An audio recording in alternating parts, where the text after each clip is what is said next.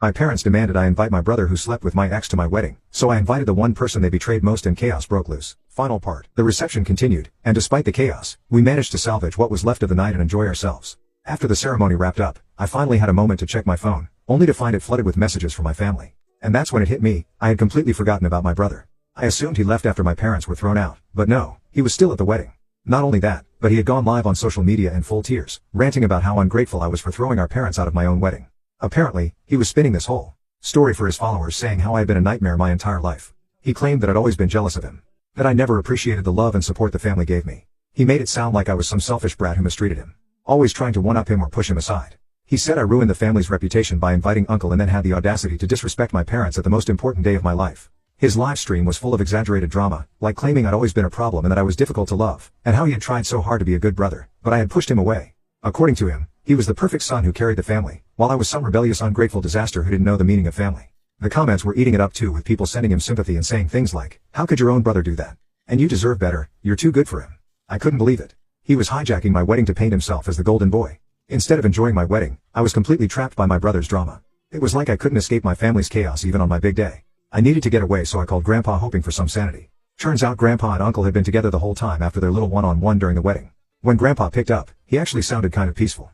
I asked him how it went, and he said that he and Uncle had finally talked, really talked for the first time in years. Apparently, Uncle opened up about everything that happened all those years ago. He told Grandpa about how Mom and Dad twisted the whole situation with his girlfriend. Uncle explained how he tried to tell Grandpa the truth, but by then, Mom and Dad had already filled Grandpa's head with lies. Like how Uncle was going to run off and abandon the family.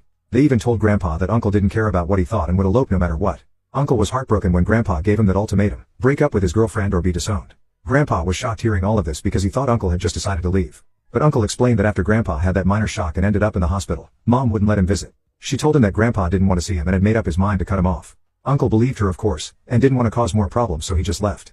In frustration, Mom made sure Grandpa thought Uncle didn't care, while Uncle thought that Grandpa had disowned him. Total mess. They started piecing things together right there at my wedding. Grandpa even said that over the years he had been hurt and confused by how Uncle just vanished. He always wondered why Uncle never reached out, especially after Grandpa's health scares. Uncle said he tried, but every time Mom or Dad blocked him. One time, Uncle had sent flowers to Grandpa after a surgery, but Dad told Grandpa they were from a family friend. There were calls Uncle made that never got through because Dad would handle them. There was even a birthday when Uncle sent a card, and Dad conveniently forgot to pass it on. Grandpa apologized, saying he regretted not questioning things sooner. And Uncle admitted he'd been too angry and scared to reach out after everything. They cried, hugged, and just like that, years of tension melted away. So while I was dealing with my brother's meltdown and my parents' outbursts, at least Grandpa and Uncle managed to make peace. If anything good came out of this wedding, it was that.